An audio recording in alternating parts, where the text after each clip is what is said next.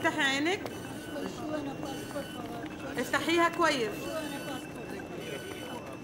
بطلي عيونك.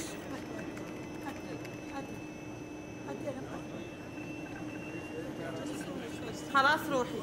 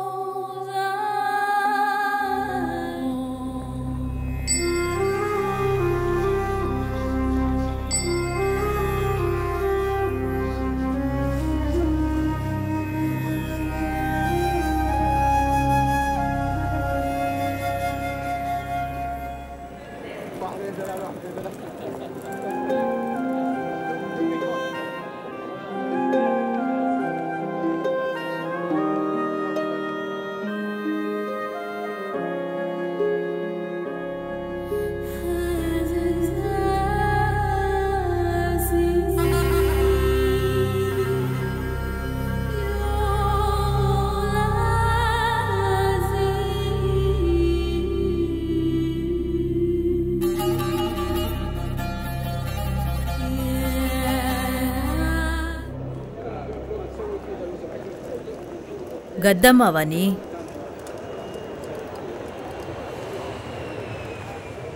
கத்தம்மா விசாதான் எனக்கும்.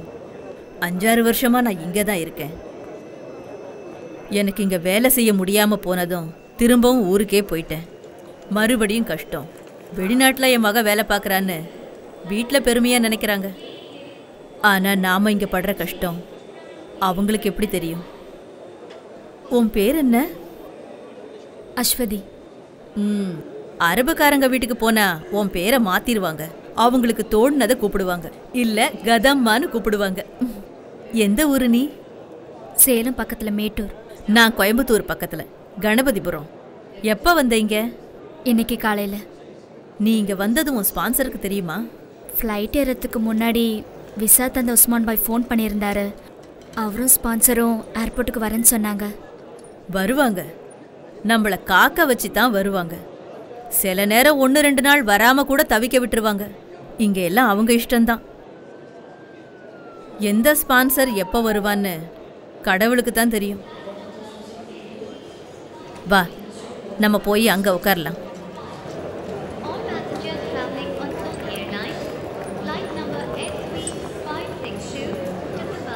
அவங்களும் கதாமா தான், வேற வேற நாட்டிலேருந்து வந்திருக்காங்க.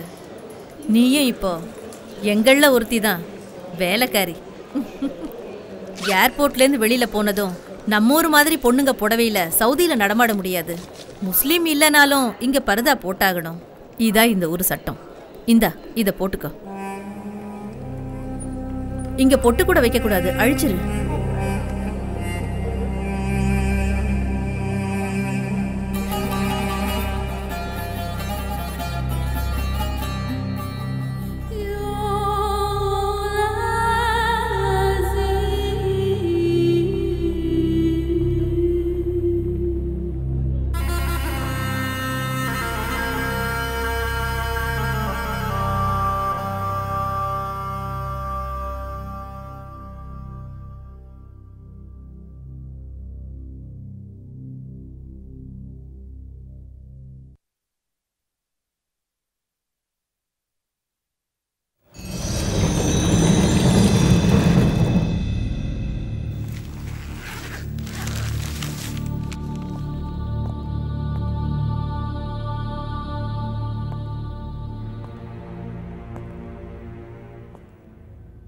அவசரப்பட்டு நீங்களா ஒரு முடிவு பண்ணாதீங்க. நல்லா நிதானமாக பாருங்க ப்ளீஸ்.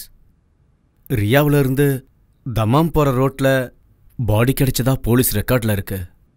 பாஸ்போர்ட் ஐடி எதுவுமே சம்பவ இடத்துல கிடைக்கல. இப்படி ஏதாவது ஒன்று கிடைச்சிருந்தா கூட பாடியை சொந்த ஊருக்கு அனுப்பி வச்சிருக்கலாம். எப்படியும் கிடைச்சி 2-3 மாதம் இருக்கும்ல? இருக்கும். இடது கையில் ராமுன்னு இந்தியில் பச்சை குத்தி இருக்கு. அதை வச்சு தான் தோழரை இந்தியன்னு முடிவு பண்ணியிருப்பாங்க. பெங்காலியோ யூபியோ பீகாரோ யாரா இருந்தாலும் அடையாளம் தெரியாம இங்க செத்தா அவங்கள இவங்க கூப்பிடுறது அன்னோன் இண்டியன். ஃபோட்டோ பார்த்து சந்தேகம் வந்தது உண்மைதான். எனக்கு தெரிஞ்ச ஆளுக்கு அவன் மூக்குக்கு கீழே ஒரு மச்சம் இருக்கும். இவனுக்கு அது இல்லை. மச்சம் இல்லைன்னு மேலோட்டமாக முடிவு பண்ணிடாதீங்க. உடம்பு முழுக்க தரவா செக் பண்ணிடலாமே. நல்லா ஊத்து பார்த்தா மட்டும் இல்லாதது இருக்கவா போகுது? ரசாக் சாருக்கு சொந்தமாக பிஸ்னஸ் கடன் இருக்குல்ல. கால் காசுக்கு பிரயோஜனம் இல்லாத இதெல்லாம் ஏன் எடுத்து செய்கிறீங்க? கொஞ்ச நாள் போயிடுச்சுன்னா இவரை தேடி இங்கே யாரும் வரலின்னா நாங்களே அடக்கம் பண்ணிடுவோம். உண்மைதான். இருந்தாலும் ஏதோ ஒரு ஊரில் தோழரோட அழைப்புக்காகவும் அவர் அனுப்புகிற பணத்துக்காகவும் காத்துக்கிட்டு இருக்கிற பேரண்ட்ஸ் இருப்பாங்கல்ல. 3-4 மாதம் பணம் அனுப்பலன்னா குடும்பத்தை மறந்து கல்ஃபில் ஊதாரித்தனமாக செலவு பண்ணுறாருன்னு இவர் அவங்க தப்பாக நினைக்க வாய்ப்பு இருக்குது. பெற்றவங்களோட சாபத்துக்கு என்னைக்கும் பிள்ளைங்க ஆளாகக்கூடாது. அதுக்கான முயற்சி தான் ரமேஷ்.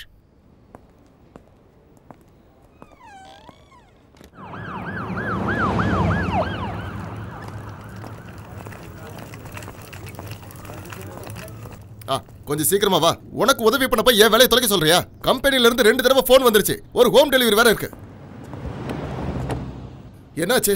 யார் பாடின்னு தெரிஞ்சதா? முகத்தில் இப்போ மச்சம் தான் பிரச்சனை. என்னது? ஃபோட்டோவில் அடையாளம் காட்ட வந்தவன் இப்போ என்னடான்னா மச்சத்தில் குறை இருக்குன்னு கொலையாக கொள்றான்.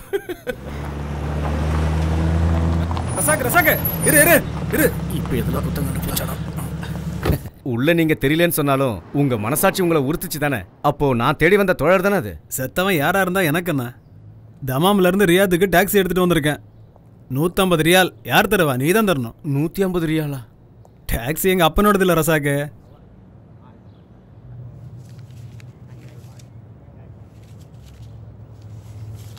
நீ கொடுத்த போட்டோ இருக்குல்ல, அது யார் பாடின்னு தெரிஞ்சா நானே உனக்கு ஃபோன் பண்ணி சொல்றேன். அவங்களும் டாக்ஸி எடுத்துட்டு வந்தாங்கன்னா நீயே செட்டில் பண்ணிடு. மட்டுமா? இப்போ என்னன்னாச்சு? 150 ரியால் கொடுத்தா சமாதானம் ஆயிட்டாங்கல்ல? காசு என்ன பெரிய விஷயமா? இன்னைக்கு போனா நாளைக்கு வரப்போகுது. வறுமையில தான் பணத்தோட அருமை தெரியும். ரசாக்கண்ணே, நாம ஊர் விட்டு ஊர் வந்து இப்படி கஷ்டப்படுறது எதுக்கு? 4 காசு சம்பாதிக்க தானே. குடும்பத்துக்கு செலவு பண்ண வேண்டிய காசை இப்படி ஊருக்கெல்லாம் இறக்கிறீங்களே.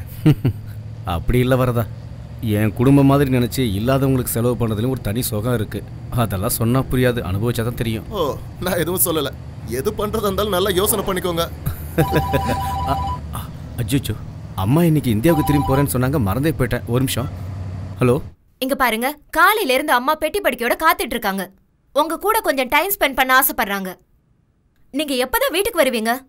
எப்பவும் போல லாஸ்ட் மினிட்ல இன்னைக்கும் அம்மா கிளம்புறப்பதான் வருவீங்களா? நான் வந்துகிட்டே இருக்கேன். சரிண்ணா, அம்மாவை டென்ஷன் ஆகாம கொஞ்சம் பொறுமையா இருக்க சொல்லு. சலீம் கிட்ட பேசினேன், வீட்டுக்கு தான் வந்துட்டு இருக்கானா.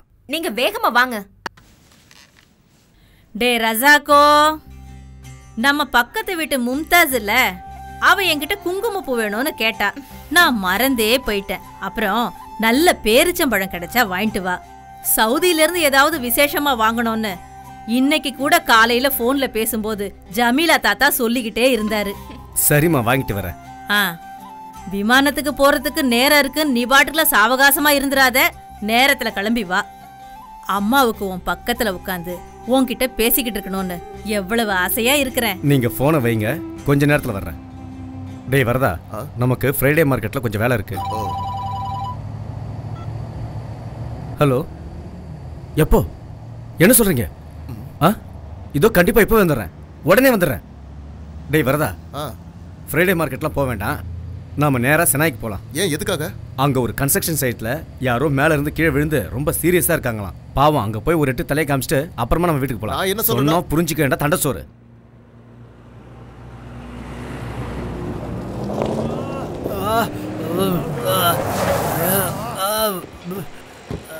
ஐயோ, என்னாச்சு? நல்லா மாட்டிக்கிட்டேன் சார். கஷ்டப்படுறாங்க, பாவம் நினைச்சு உதவி செய்ய போய் இப்போ நான் மாட்டிக்கிட்டேன்.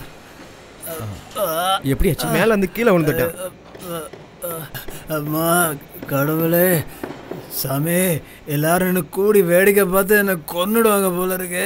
வலி தாங்க முடியல. வலியால இப்படி கஷ்டப்பட்டு இருக்காரு, எல்லாரும் பார்த்துட்டு இருக்கீங்க. சீக்கிரம் ஹாஸ்பிட்டல் கூட்டி போங்க. இந்த ஆளுகிட்ட ஒரு ஐடி கூட இல்ல, கூட போனா நாங்க மாட்டிக்குவோம். உங்களுக்கு தானே சார் டாக்டர்ஸ் கிட்டயும் போலீஸ் கிட்டயும் நல்ல பழக்கம் இருக்கு. என்னது அண்ணா, தேவையில்லாம இதுல தலையிடாதீங்க.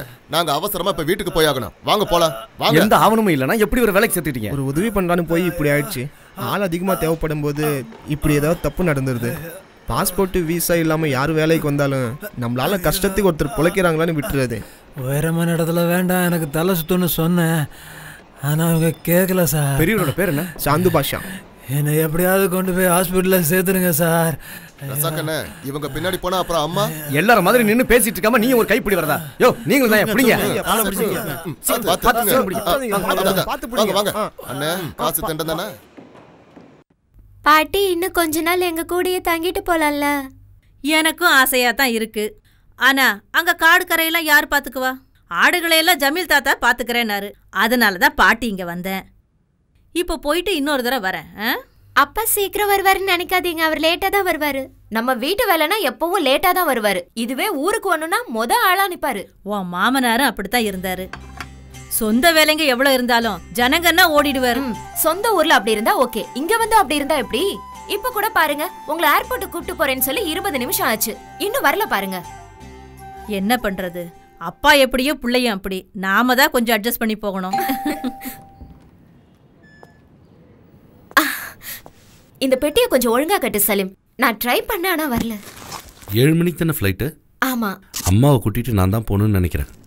ரசாக்கண்ணனுக்கு வெயிட் பண்ணுறது வேஸ்ட்டு. ஏர்போர்ட்டில் ஃபார்மாலிட்டிஸில் நிறையா இருக்குமா. ரசாக்கண்ணனை வேணா நான் ஏர்போர்ட்டுக்கு நேராக வர சொல்லிடுவா? டே நீ வாய முடுறா சலீமு. நான் என் புள்ள முகத்தை பார்க்காம இந்த வீட்ல இருந்து போகவே மாட்டேன். நல்லா சொன்னப்போ. விமானம் இது இல்லைன்னா இன்னொன்னு இருக்கு. இப்போ நான் போலாமா? கோச்சிக்காத நண்பா. எல்லாத்தையும் எடுத்து வச்சிட்டேன் சலீம். உங்களை பார்க்காம மேலேருந்து கீழே இறங்க மாட்டேன்ட்டாங்க அம்மா. இதையும் உள்ள தாங்க. இவர் இப்படியே பண்ணிட்டு இருக்கிறதுனால பேக்கெட் மட்டும்தான் காலி ஆகுது அத்த. இதுவே வேற யாராவது இருந்தா சொத்து சேர்த்து வச்சிருப்பாங்க. வீடு வேலை ஆரம்பிச்சு எவ்வளவு நாள் ஆகுது? அடுத்த மழை வரதுக்குள்ள வீட்டு வேலையை முடிச்சிடலான்னு அப்பா சொன்னார் இல்ல? நீ வாய் மூடுடி. அவர் இதேதான் 8 வருஷமா சொல்றாரு, இன்னும் தளம் கூட போடல. எல்லாம் சரியாயிடும் மருமகளே. என் புள்ளைய சும்மா எப்ப பார்த்தாலும் திட்டிக்கிட்டே இருக்காத. அம்மா போற நேரத்துல கூட என்னை பத்தி கோல் மூட்டாம இருக்க முடியலையா? சரிண்ணா, உன்னை பத்தி யாருடா குறை சொல்ல முடியும்? எல்லாம் உன் மேல உள்ள பாசம்தான். அது சரிதான். என் பொண்டாட்டியோட பாசத்தை பத்தி எனக்கு தெரியாதா? வீடு, குழந்தை, சோறு, தண்ணி எல்லாத்தையும் மறந்து பொது சேவைன்னு அடுத்தவங்களுக்காக உதவி செய்யறப்பெல்லாம் கூட என் மனசு நோகிற மாதிரி ஒரு வார்த்தை பேசுனது இல்ல இல்லைங்களா பொண்டாட்டி? இப்பவே நேரம் ஆச்சு, சீக்கிரம் கிளம்புங்க. அப்புறம் வந்து கொஞ்சம் இதெல்லாம் வச்சுக்கலாம். வாங்க அத்தை. சென்னைக்கு போனதும் டாக்டர் சீனிவாசன் போய் பாருங்க. மறக்காம பிபி சுகர்லாம் செக் பண்ணிக்கங்க. டேய் அம்மா, உன்னை ஒரு தடவை நல்லா பாத்துக்கிறேன்டா. மறுபடியும் என் புள்ளைய நான் எப்போ பார்க்க போறேனோ. என்னம்மா இப்படி கிளம்புற நேரத்துல சின்ன பிள்ளையாட்டை கண்ணை கசிட்டு நிக்கிற? என்னையும் சங்கடப்படுத்துற நீ. எனக்கு ஏதாவதுன்னா வந்துடுடா. சரி வாமா.